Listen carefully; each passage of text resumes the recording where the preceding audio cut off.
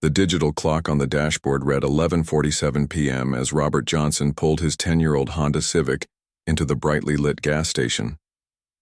His back ached from another long shift at the Veterans Affairs Hospital where he worked as a counselor, helping former soldiers adjust to life back home. The fluorescent lights buzzed overhead as he stepped out of his car, stretching muscles that had been sitting too long. Robert had always been particular about his appearance, even in civilian clothes. Tonight he wore simple khaki pants and a plain navy blue polo shirt. Nothing fancy, nothing that would draw attention. At 52 years old, he kept himself in excellent shape, his posture straight and his movements precise. Years of military training don't just disappear even after retirement. As he walked toward the convenience store, Robert noticed a police cruiser parked across the street. The officer inside seemed to be watching him, but Robert didn't think much of it. Police often sat at this particular gas station late at night. It was a good spot to keep an eye on the neighborhood. Officer Derek Mills had been having a frustrating night. 3 domestic disturbance calls that turned out to be nothing. A fender bender with no injuries and hours of paperwork waiting back at the station. He was in his 15th year on the force, and lately, everything seemed to irritate him more than it should. His wife had been complaining about his attitude at home. His sergeant had written him up twice this month for minor infractions, and his patrol partner had requested a transfer. When Mills saw the older sedan pull into the gas station, something about it caught his attention. Maybe it was the way the driver moved. Too confident, too controlled. Maybe it was just the kind of night it had been. Mills ran the license plate through the system while watching the man walk into the store. Clean record, current registration, current insurance. Nothing suspicious at all. But Derek Mills had developed certain habits over the years, certain assumptions about people based on how they looked, where they drove, what they wore. Tonight, those assumptions were about to collide with a reality he never could have imagined. Robert bought a bottle of water and a protein bar, his usual late-night routine before heading home to his wife and teenage daughter. The store clerk, a young college student working the night shift to pay for school, nodded politely as Robert paid cash and wished him a good night. "You too, son," Robert replied with a genuine smile. "Stay safe out here." As Robert walked back to his car, he noticed the police cruiser had moved. Now it was positioned at the edge of the gas station parking lot, headlights aimed directly at his Honda. Robert's military training kicked in automatically, situational awareness, potential threats, escape routes. But he pushed those thoughts aside. He was a civilian now, just a tired man trying to get home to his family. He had just started the engine when the red and blue lights began flashing behind him. Robert's heart rate didn't spike the way it might for most people. 26 years in the military had taught him to stay calm under pressure. He carefully pulled his car to a safe spot in the parking lot, turned off the engine, and placed his hands on the steering wheel where they would be clearly visible. He had given this exact advice to countless veterans at the hospital: how to handle police encounters, how to de-escalate situations, how to get home safe. Officer Mills approached the driver's side window, his hand resting on his service weapon. His flashlight beam cut through the darkness, illuminating Robert's face through the glass. "License and registration," Mills said without any greeting or explanation for the stop. Robert moved slowly and deliberately, announcing each action before he made it. "I'm reaching for my wallet in my back pocket," he said clearly. "My registration is in the glove compartment." "Just the license for now," Mills snapped. "Keep your hands where I can see them." Robert handed over his driver's license and returned his hands to the steering wheel. "Officer, can you tell me why you stopped me? I believe I was following all traffic laws." The question seemed to irritate Mills even more. "I'll ask the questions. Here, how much have you had to drink tonight?" "I haven't been drinking, sir. I just finished work and stopped for gas." Mills shined his flashlight around the interior of the car, looking for something, anything that might justify the stop. The car was clean, organized, nothing suspicious visible. But Mills had already committed to this course of action. "Your left taillight is out," Mills announced, though both taillights were functioning perfectly. Robert remained calm, but inside he felt a familiar tension building. "Sir, I just had my car inspected last month. All my lights were working fine when I drove here." Are you arguing with me? No, sir, just stating facts. Mills walked to the back of the car and shined his flashlight on the taillights. Both were clearly working. He stood there for a long moment, realizing his mistake but unwilling to back down now. In his mind, he had already decided this man was being disrespectful, challenging his authority. Step out of the vehicle, Mills commanded as he returned to the driver's side. Robert's military experience told him this was escalating beyond reason, but his training also told him to comply with lawful orders. May I ask why you need me to exit the vehicle, officer? I said get out of the car now. Robert slowly opened his door and stepped out, keeping his hands visible at all times. At 6 feet tall with broad shoulders, he was an imposing figure, but he moved with careful, non-threatening gestures. Officer, I'm a veteran. I work at the VA hospital. I have identification in my wallet if you need to verify. Turn around. And put your hands on the car, Mills interrupted. As Robert complied, Mills called for backup. I've got a suspicious individual here, possibly intoxicated, refusing to cooperate. Robert bit his tongue. He wanted to correct the false statements, but he knew that would only make things worse. His mind flashed to the young veterans he counseled. At the hospital, the ones who had gotten into trouble because they couldn't control their temper during situations just like this one. Within minutes, 2 more police cars arrived. Officers Janet Rivera and Mike Thompson had worked with Mills before and knew his reputation for escalating situations unnecessarily. But they also knew better than to contradict a fellow officer in the field, especially one who had seniority over both of them. What do we have here? Thompson asked as he approached. Traffic stop turned into a possible DUI, Mills said. Subject is being uncooperative. Rivera looked at Robert, who was still standing calmly with his hands on the car. Something didn't add up. The man showed no signs of intoxication. His speech was clear, his movements coordinated. He was being completely compliant despite Mills's increasingly aggressive tone. Sir, have you been drinking tonight? Rivera asked, her voice much calmer than Mills. No, ma'am. As I told the officer, I just finished work at the VA hospital and stopped for gas. I'm trying to get home to my family. Rivera caught Thompson's eye. They both sensed something was wrong with this stop, but Mills was already too deep into it to back down gracefully. Let's do a field sobriety test, Mills announced, though he had no legitimate reason to suspect impairment. Robert passed every test perfectly, walking in a straight line, standing on one foot, following a pen with his eyes. His balance was better than most people half his age, his coordination flawless. Breathalyzer, Mills demanded. The reading came back 0.00. Rivera and Thompson exchanged another look. This was clearly going nowhere good, but Mills seemed determined to find something, anything, to justify the stop. I'm going to search the vehicle, Mills announced. Do you have probable cause for a search, officer? Robert asked respectfully. I haven't committed any crime that I'm aware of. The question pushed Mills over the edge. In his mind, this man was challenging him, questioning his authority, making him look bad in front of the other officers. Turn around, Mills barked. You're under arrest. On what charges? Robert asked, still maintaining his composure even as the handcuffs clicked around his wrists. Disorderly conduct, resisting arrest, and interfering with a police investigation. Rivera opened her mouth to object, but caught herself. She had seen Mills manufacture charges before, but never quite this blatantly. Robert hadn't raised his voice once, hadn't made any threatening movements, hadn't resisted anything.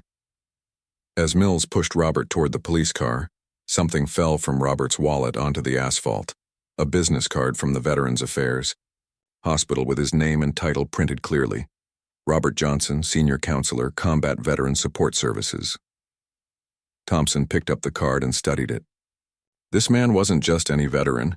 His title suggested he worked with combat vets specifically, probably soldiers coming back from Iraq and Afghanistan with PTSD and other serious issues.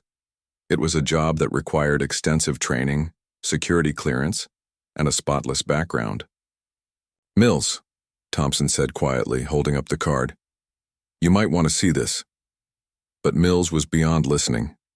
He shoved Robert into the back seat of his patrol car and slammed the door. The sound echoed across the empty parking lot like a gunshot. Robert sat in the back of the police car, his hands cuffed behind him, and closed his eyes. He thought about his daughter Zoe, probably asleep by now, who had a big math test tomorrow. He thought about his wife Carmen, who would be worried when he didn't come home on time. He thought about the young veterans he would be. The fluorescent lights in the police station booking area cast harsh shadows across Robert Johnson's face as Officer Mills roughly guided him through the intake process.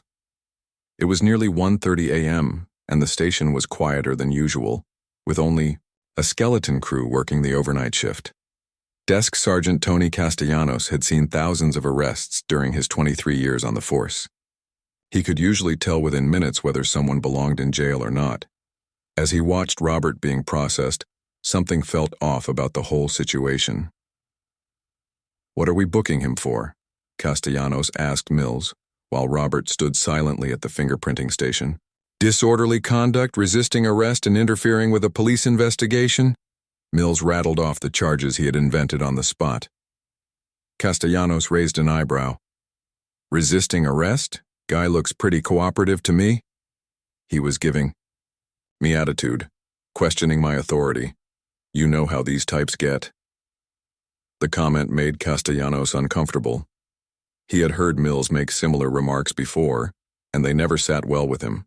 As a Hispanic officer who had worked his way up from patrol, Castellanos knew what it felt like to be judged by appearance rather than character. While Robert's fingerprints were being processed, Castellanos began the routine background check. He typed Robert's name into the system and watched as screens of information began to populate. What he saw made him lean forward in his chair.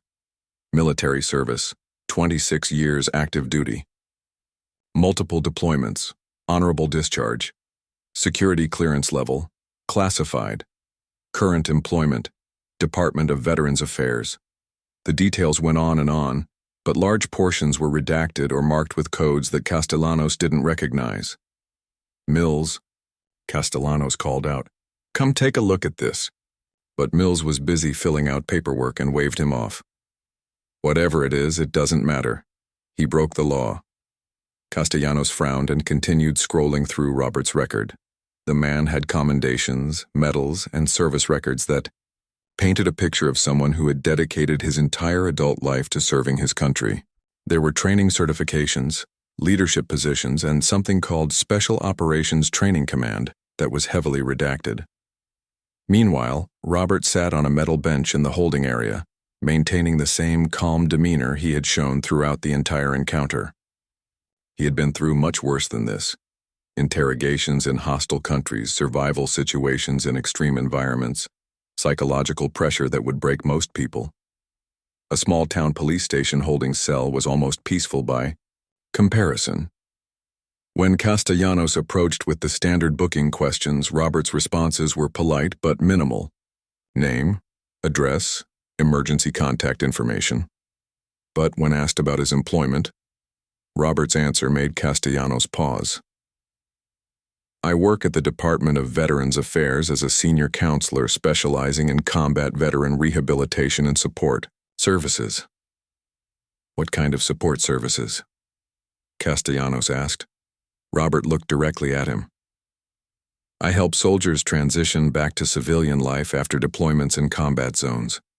Many of them have experienced trauma, and they need specialized guidance to readjust." There was something in the way Robert spoke, not arrogance but quiet confidence, the voice of someone who had seen things, done things, survived things that most people couldn't imagine. And before the VA job, 26 years active duty military. Castellanos nodded and made notes, but his mind was working overtime. This wasn't adding up. Combat veterans who worked in specialized counseling roles didn't just randomly get arrested for disorderly conduct. They were usually the most disciplined, controlled people you could meet. As the night wore on, Mills completed his paperwork and prepared to leave. His shift was over and he wanted to get home before his wife started asking questions about why he was late. But before he could escape, Castellanos pulled him aside. "Derek, I think we might have a problem with this arrest." "What kind of problem?" Castellanos showed him the computer screen with Robert's background information. This guy isn't some random troublemaker. Look at this service record. Mills glanced at the screen dismissively. So what? Military service doesn't give you the right to disrespect police officers. Did you watch your body camera footage? I don't need to watch anything. I know what happened. But Castellanos was persistent. He had a bad feeling about this whole situation, and his instincts had kept him out of trouble for over 2 decades. Derek, I'm telling you as a friend, you might want to review that footage before you go home. Mills stormed off without another word, leaving Castellanos to finish the booking process. As he walked Robert to a holding cell, the sergeant found himself apologizing. Look, Mr. Johnson, I don't know exactly what happened out there tonight, but I want you to know that this department doesn't tolerate misconduct from officers any more than we tolerate it from civilians. Robert nodded quietly. I understand, Sergeant. You're just doing your job.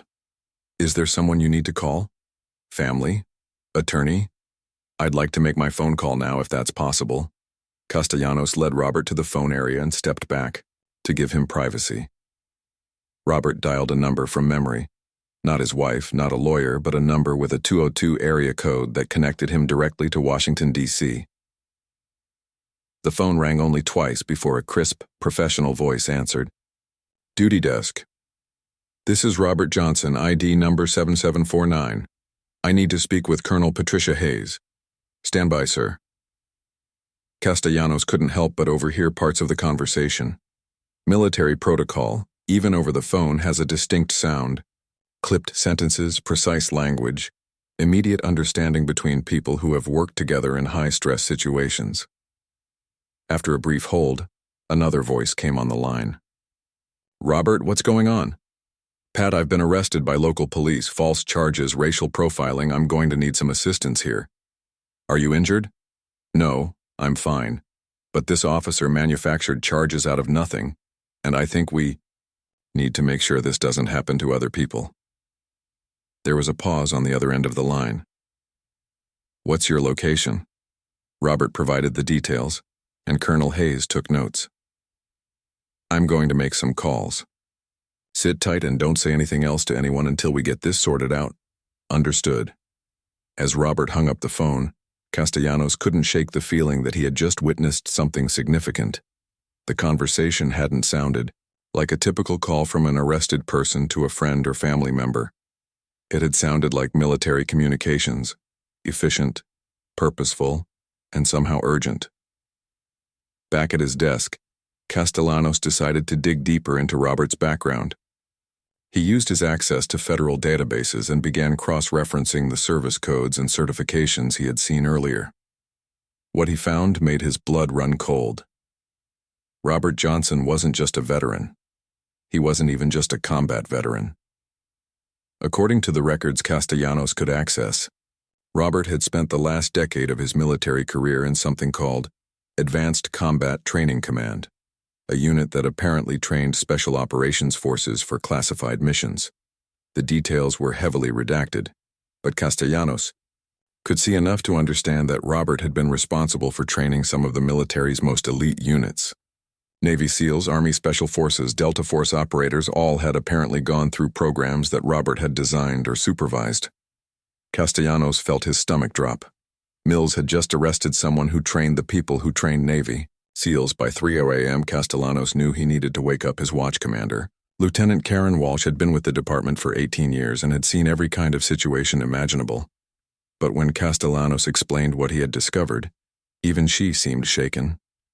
Show me everything, Walsh said, settling in at Castellanos' computer terminal. Together, they went through Robert's service record piece by piece. The man had served in Iraq, Afghanistan, and several other locations that were listed only as classified deployments. He had received multiple commendations for valor, leadership, and something called exceptional service in combat training. Operations. Tony, do you realize what this means? Walsh asked quietly. That Mills arrested someone very important? It means Mills arrested someone whose work has probably saved hundreds of American lives in combat, maybe thousands. Walsh pulled up the arrest report that Mills had filed. Reading through his account of events, she could see the inconsistencies immediately. Mills claimed Robert had been argumentative and disrespectful, but the body camera footage would either support that claim or contradict it entirely. We need to review that footage right now, Walsh decided. They pulled up the digital files from Mills's body camera and the dashboard camera from his patrol car. What they saw made both officers wince. Robert had been polite throughout the entire encounter. He had complied with every instruction, answered every question respectfully, and shown no signs of the disorderly conduct or resistance that Mills had claimed in his report. The footage clearly showed Mills becoming increasingly agitated, with Robert's calm, respectful responses. It showed him fabricating the broken taillight excuse. Most damaging of all, it showed him escalating the situation for no legitimate reason. "This is bad," Walsh muttered. "This is really bad." At 4:15 a.m., the first call came in. The desk phone rang, and Castellanos answered. "Is this the station holding Robert Johnson?" The voice was professional, authoritative. "Who's asking?" "This is General Chief of Police William Brady was enjoying his first peaceful morning in weeks when his phone started ringing at 6:47 a.m. He had been planning to take his wife out for breakfast, maybe catch up on some reading, perhaps even get a few holes of golf in before the day got too hot. Instead, he found himself rushing to the station in his civilian clothes, trying to process what his watch commander had just told him. "Sir, you need to get down here immediately," Lieutenant Walsh had said, her voice tight with stress. "We have a situation that's escalating beyond anything I've ever seen." Now, as Brady pulled into the police station parking lot, he could see news vans already setting up across the street. Somehow, word of Robert Johnson's arrest had leaked, and reporters were gathering like vultures sensing a story. Inside the station, Brady found chaos. The phone system was overloaded with incoming calls. His desk sergeant looked like he hadn't slept, and Lieutenant Walsh was juggling conversations with what appeared to be very important people. "Chief, thank God you're here," Walsh said, covering her phone with her hand. "I've got the Pentagon holding on line 2, a U.S. Senator's office on line 4, and someone from the FBI asking about our arrest procedures." Brady felt his stomach drop. In 31 years of law enforcement, he had never dealt with anything that had attracted this level of attention this quickly. "Where's the subject now?" "Still in holding. He's been quiet, cooperative, hasn't asked for anything except his one phone call." "And Mills?" Walsh's expression darkened. "He went off shift at 2 a.m. I've been trying to reach him, but he's not answering his phone." Brady nodded grimly. Derek Mills had been a problem for years. Complaints about excessive force, accusations of racial bias, a generally bad attitude that had earned him enemies throughout the department. Brady had been looking for a reason to get rid of him, but Mills had always managed to stay just within the bounds of what was legally defensible. Until now. "Show me the footage," Brady ordered. They watched Mills' body camera recording together, and Brady's worst fears were confirmed. The arrest was completely unjustified from start to finish.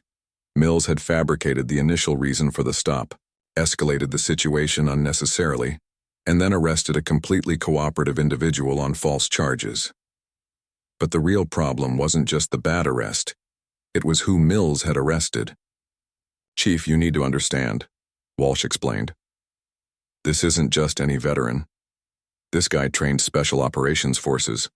I've been getting calls all morning from people whose lives he apparently saved through his training programs." As if on cue, the phone rang again. Brady took the call himself. "Chief Brady?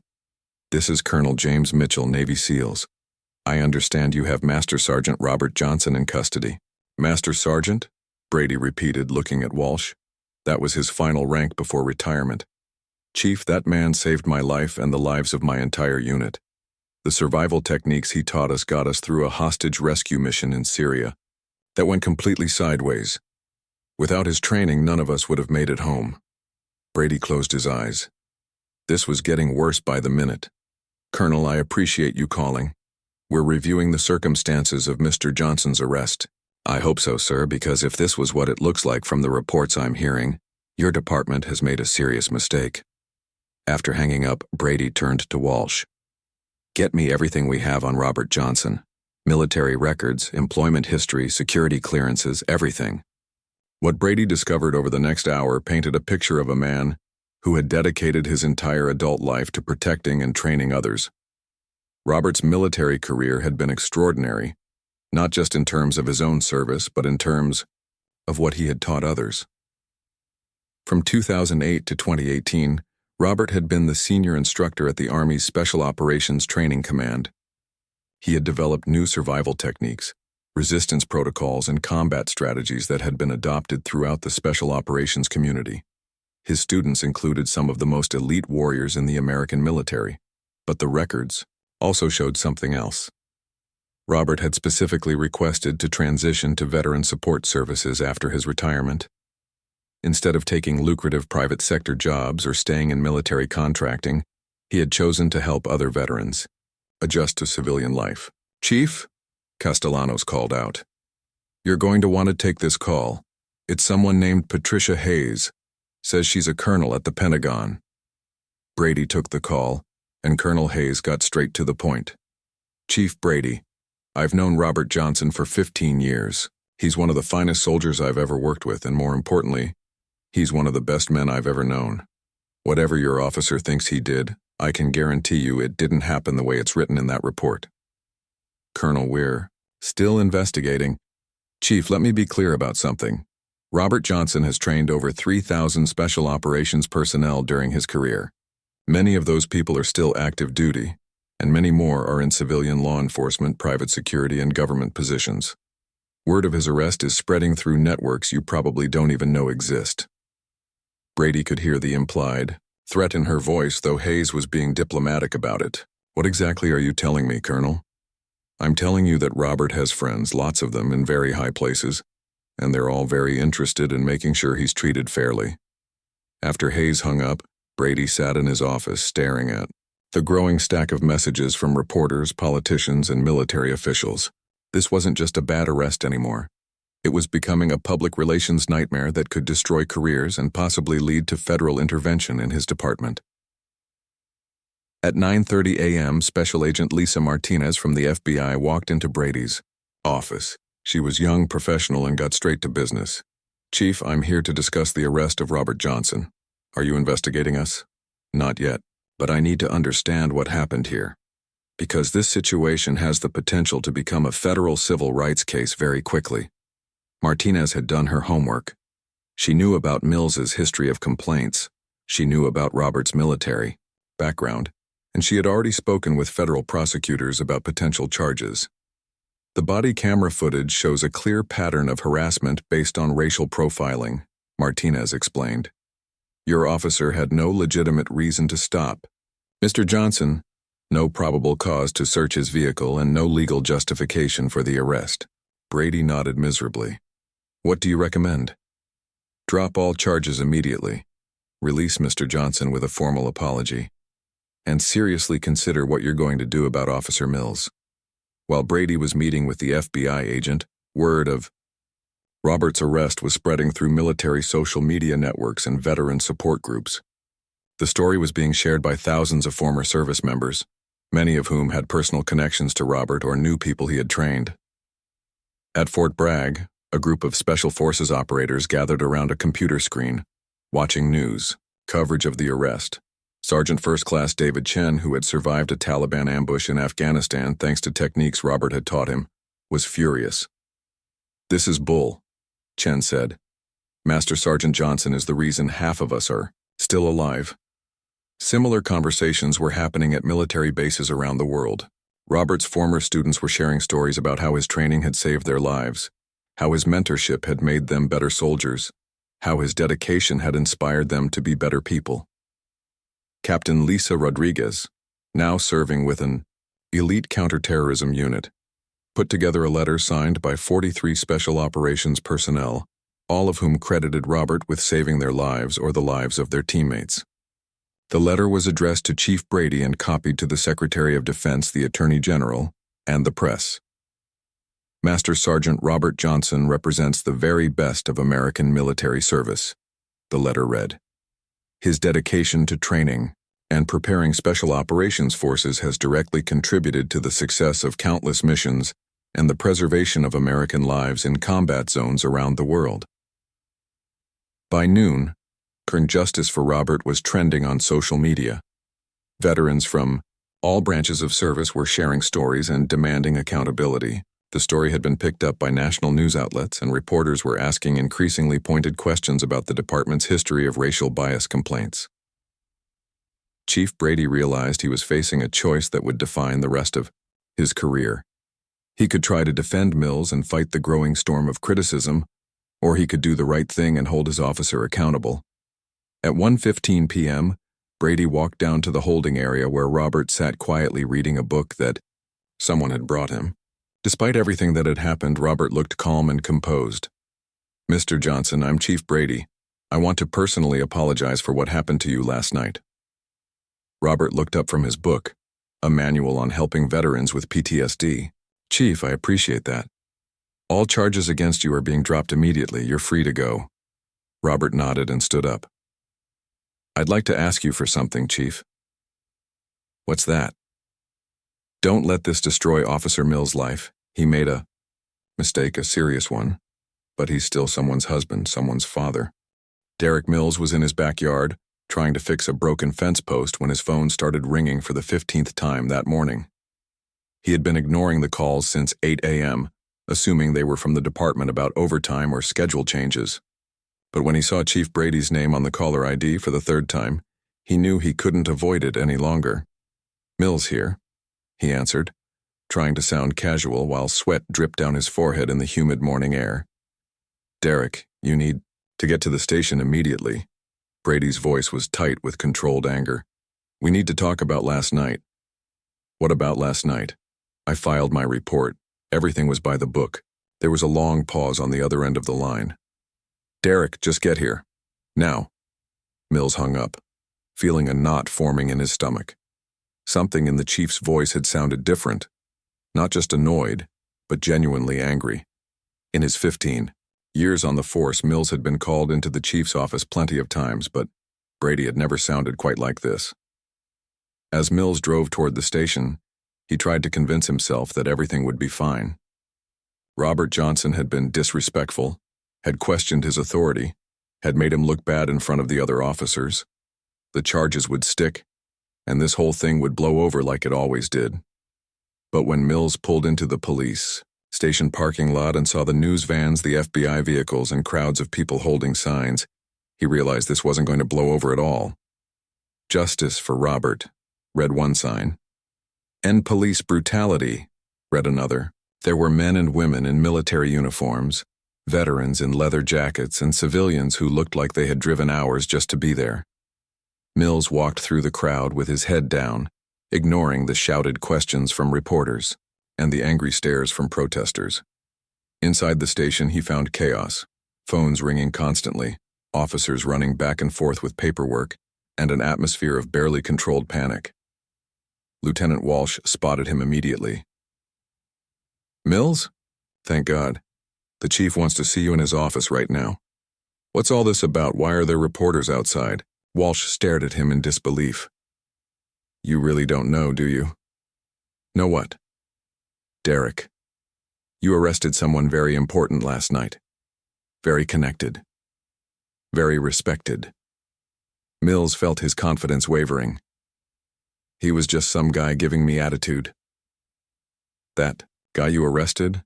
He trained Navy SEALs, Delta Force operators, and Green Berets for the last decade of his military career. Half the special operations community considers him a hero." The color drained from Mills's face. "That's impossible. He was just what, Derek? Just black? Just driving an old car? Just in the wrong place at the wrong time?" Mills didn't have an answer for that, because deep down he knew Walsh was right. He had made assumptions about Robert based on his appearance, his car, and his neighborhood. Assumptions that had now blown up in spectacular fashion. In Chief Brady's office, Mills found himself facing not just his boss, but FBI Agent Martinez and Internal Affairs Captain Rodriguez. The atmosphere was formal, serious, and deeply uncomfortable. "Sit down, Derek," Brady said without looking up from a stack of papers. "We need to review the events of last night." For the next hour, Mills watched his arrest of Robert Johnson dissected piece by piece.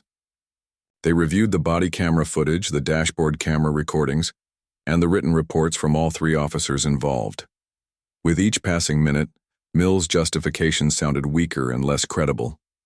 "Derek, you stated in your report that Mr. Johnson was argumentative and disrespectful," Agent Martinez said. "Can you point to any moment in this footage where that actually happened?" Mills watched himself on the screen, seeing his own increasingly aggressive behavior contrasted with Robert's calm responses. There was no way to spin it. The footage clearly showed an unjustified arrest based on manufactured charges. "He was challenging my authority," Mills said weakly, "by asking why he was being stopped. That's his constitutional right. He had an attitude." Captain Rodriguez leaned forward. "Derek, what exactly do you mean by attitude?" Mills realized he was digging himself deeper with every word. How could he explain that Robert's calm professionalism had somehow irritated him? That the man's composed demeanor had felt like disrespect? That his polite questions had seemed like challenges to Mills' authority? The truth was that Mills had been looking for a reason to assert his power, and Robert Johnson had simply been in the wrong place at the wrong time with the wrong skin color. "Let me ask you something else," Agent Martinez continued. "Have you ever heard the name Robert Johnson before last night?" "No." "Are you familiar with the Army Special Operations Training Command?" "No." "Do you know what SEER training is?" Mills shook his head, though he was starting to understand that these were things he probably should have known. Agent Martinez opened a file folder and spread out documents across the table. "Survival, evasion, resistance, and escape training. It's what we put our most elite military personnel through to prepare them for capture by enemy forces. Robert Johnson was the senior instructor for that program for 5 years. She laid out more documents, commendations, training certificates, letters from commanding officers. He also developed new interrogation resistance techniques that are now standard training for special operations forces. He designed survival protocols that have saved hundreds of lives in combat situations." Mills stared at the paperwork, beginning to understand the magnitude of his mistake. "The man you arrested last night," Agent Martinez continued, "has probably done more to protect American lives than anyone else in this room, and you treated him like a criminal because he asked you a polite question." Chief Brady finally looked up at Mills. "Derek, I've been getting calls all morning from people I've never heard of. Pentagon officials, senators, generals, special operations commanders. They're all asking the same question. How did one of my officers arrest a man who has dedicated his entire life to serving this country?" The room fell silent, except for the sound of Mills' increasingly rapid breathing. He was beginning to realize that this wasn't just about a bad arrest. It was about his entire career, his reputation, possibly his freedom. "There's something else you need to know," Brady continued. "The story has gone national. CNN, Fox News, MSNBC, they're all covering it. Social media is exploding with veterans sharing stories about how Robert Johnson saved their lives or the lives of their teammates." Mills felt sick to his stomach. "Chief, I made a mistake, but what? But it's no big deal? But it happens all the time? But he should have just accepted being harassed by police?" Captain Rodriguez opened another file. "Derek, this is your personnel record. 14 complaints in 15 years. 8 involving allegations of racial bias. 3 involving excessive force. You've been to sensitivity training 4 times. The pattern was undeniable. Mills had a history of this kind of behavior, and now it had finally caught up with him in the worst possible way. "I want to show you something," Agent Martinez said, pulling out her phone. She played a video that had been posted on social media. A young man in military fatigues speaking directly to the camera. "Master Sergeant Johnson taught me how to survive when my unit was pinned down by enemy fire in Afghanistan," the soldier said. "The techniques he showed us got us through 3 days behind enemy lines until rescue arrived. Every person in my unit owes their life to his training." Another video played, this time a woman in navy dress blues. "When our SEAL team was captured, during a hostage rescue mission, the resistance training Sergeant Johnson gave us kept us alive during interrogation. Without his preparation, we never would have made it home." Video after video played, each one featuring military personnel sharing Similar stories: Special Forces operators, Navy SEALs, Marine Raiders, Air Force pararescue, all crediting Robert Johnson with saving their lives through his training and mentorship. Mills watched in growing horror as he realized he hadn't just arrested some random citizen. He had arrested someone who was considered a hero by some of the most elite warriors in the American military. "Derek," Chief Brady said quietly, "you need to understand something. These aren't just character witnesses. These are people who risk their lives for this country on a regular basis, and they're all saying the same thing. Robert Johnson is one of the best men they've ever known." Agent Martinez closed her laptop, which brings us to the question of what happens next. Mills looked around the room desperately. "I can apologize. I can make this right." "It's too late for just an apology," Brady said.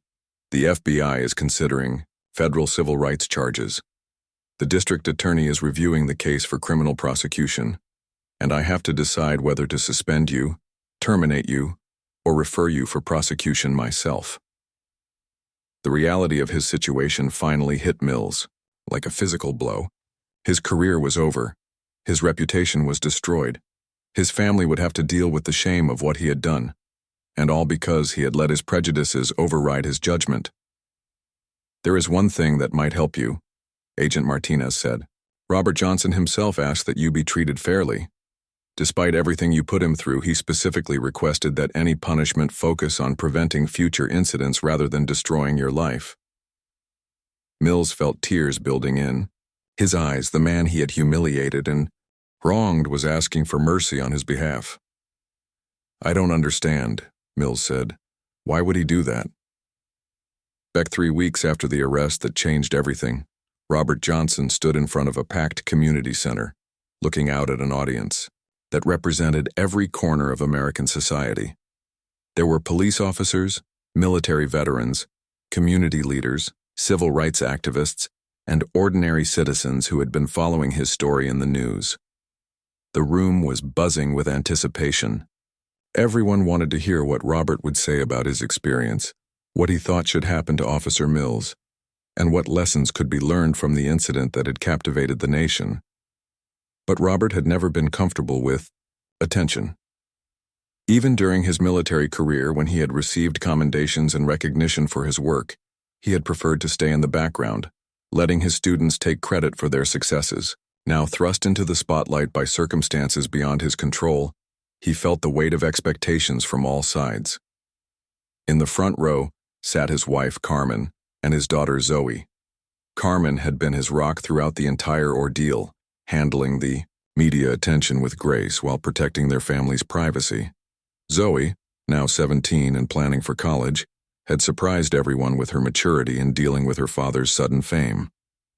Also in the front row were some faces that most people in the audience wouldn't recognize, but that meant the world to Robert. Colonel Patricia Hayes had flown in from Washington.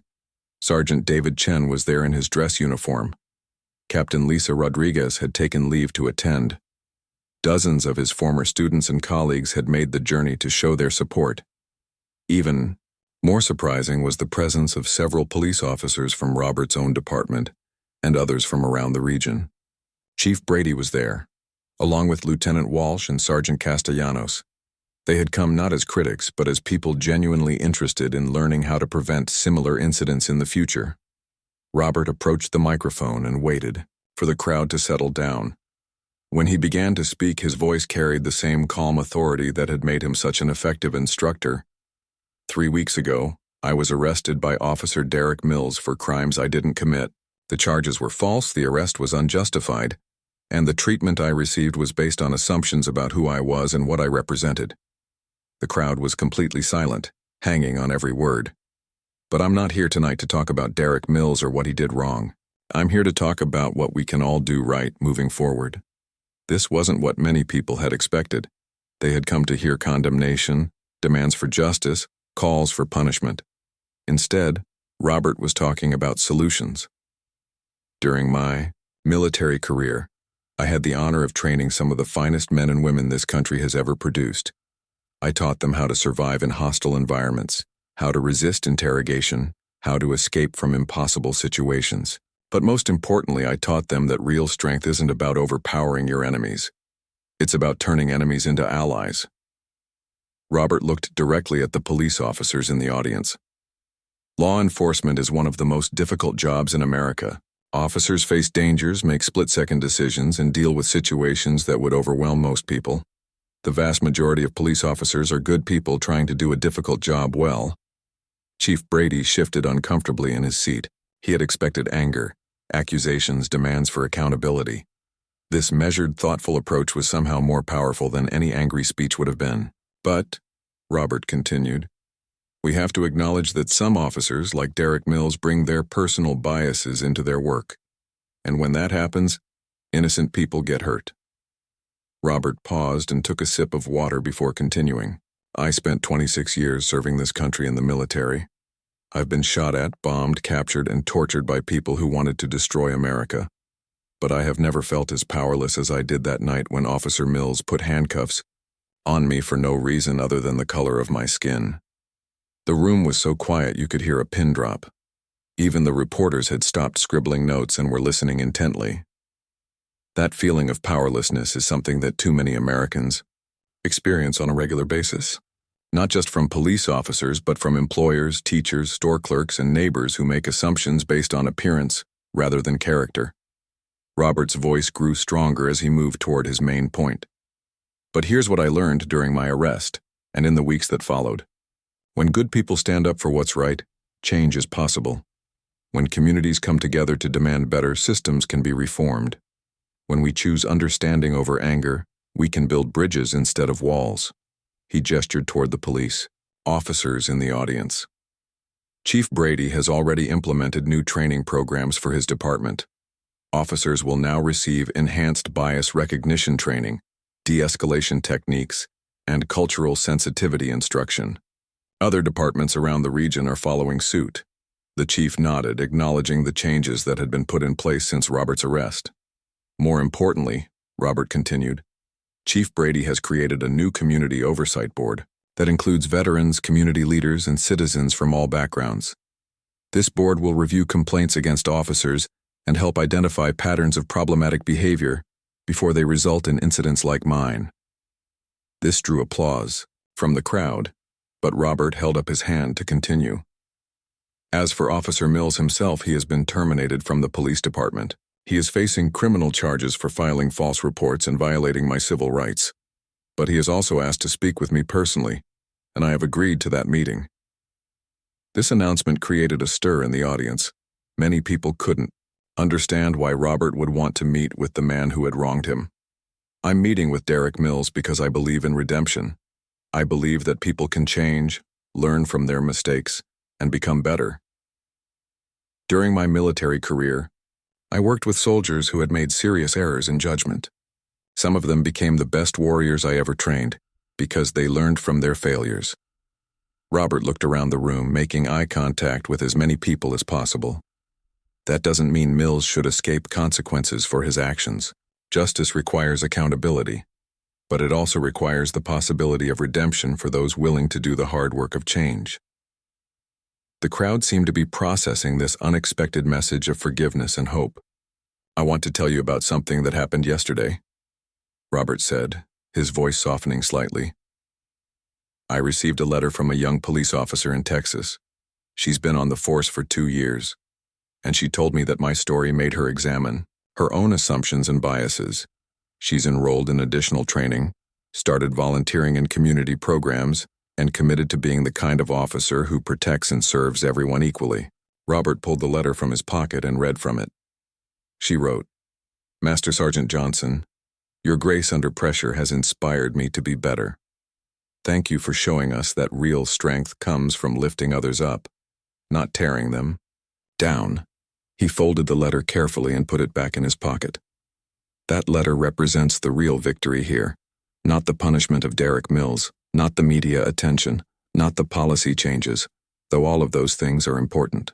The real victory is that this incident has started conversations in police departments, living rooms, and community centers across America. Robert moved toward his conclusion. I'm not naive. I know that one incident, no matter how much attention it receives, won't eliminate racism or police misconduct overnight. But I've seen what's possible when people of good faith come together to work for change. He gestured toward the mixed crowd of police officers, veterans, and community members. Look around this room. 3 weeks ago, many of you didn't know each other existed. Tonight, you're here together, listening to each other, learning from each other. That's how change really happens. One conversation, one relationship, one act of understanding at a time. Robert paused and smiled slightly. My daughter Zoe asked me yesterday if I was angry about being arrested. I told her that anger is a natural response to injustice, but it's not a strategy for creating change. Strategy requires clear thinking, careful planning, and the ability to see beyond the immediate problem to long-term solutions. He looked directly at the police officers again. To the law enforcement officers here tonight, I want you to know that I don't see you as my enemies. I see you as fellow public servants who have taken an oath to protect and serve.